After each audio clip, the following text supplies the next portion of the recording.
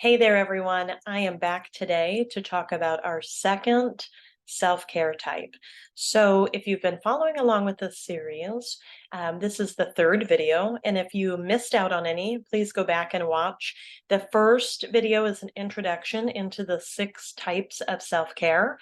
And the second video goes into self-care type number 1, which was the physical body. So today is all about mental self-care, which is caring for the mind. So this self-care type is really all about finding ways to declutter your mind and reduce your stress levels. So what this looks like are things that are going to kind of help turn your brain off the constant loop that so many of us find ourselves in, and just kind of quiet all of that noise. So things like taking a day trip or a mini vacation, or even just taking a day off of work and doing something with a friend or with your partner that's just a little, out of the norm for you. Very importantly, in this self-care type is taking regular breaks from technology and social media. So having times that you step away from the email, from your phone, from, all of the notifications and all of that that just kind of brings a lot of mental stress to so many of us. Also, things like taking time to self-reflect. What is it that you need in this moment to kind of clear your mind? Listening to your thoughts, your feelings, beliefs, what your brain is telling you it needs. So often we ignore that, right? I know that I can be very aware of times when I need breaks from technology and social media, and I don't listen to those clues that my brain is sending me. This is also in this self-care type, things like journaling, reading for pleasure, taking up a new hobby, going places and seeing things or doing things that you wouldn't normally do.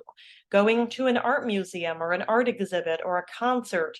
Maybe that's a little bit out of the norm for you, but engaging in activities that are new to you and are going to engage different parts of your brain and your mind. Those are all really good mental self-care activities. But then also, thinking about um, what can you do consciously to reduce your stress levels?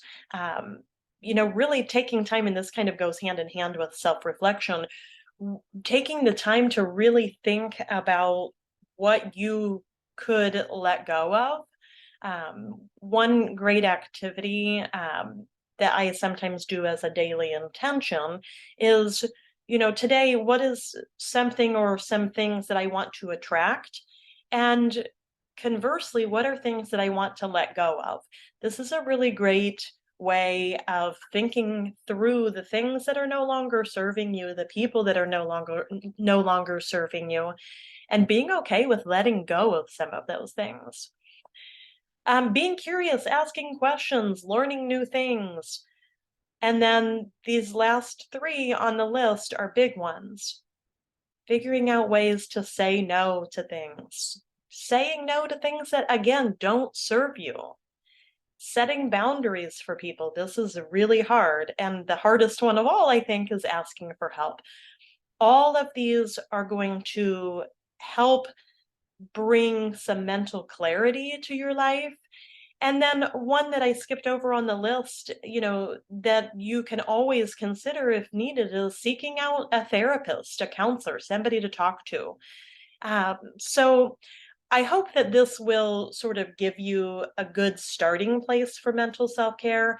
I've talked in the past about the self-care assessment that I took and how I had D's or F's on 5 out of 6 of the types. So last time physical self-care in our last video, I told you that was my best category by far. It's the only one that I got even a remotely good grade on. But mental self-care was actually my lowest score. So this is where I probably need to do the most work. So, a good way to get started on this is taking a look at this list and thinking about, all right, am I doing anything well in this category? And as I'm looking at this list, the only thing that I see on this particular list that I'm doing well at is reading for pleasure. That is one thing that I do a lot of. I listen to audiobooks when I'm caring for my physical body, which I mentioned I am very good at setting aside time for. Other than that, I don't really do any of these well. So again, what is one thing that I could do better in this self-care type? It's too much to look at this list and go, "Oh, how am I ever going to start doing those things?" Well, no, we don't need to start by adding 10 things onto our plate. We probably do need to start by looking at what we can let go of. That may be an easier place to begin than thinking about what we can add. So, consciously reducing our stress level may be a great place for a lot of us to begin, because that is going to be all about letting go of things. So, I challenge you in the next day or so to make a list of things that would consciously reduce your stress levels that are practical ideas.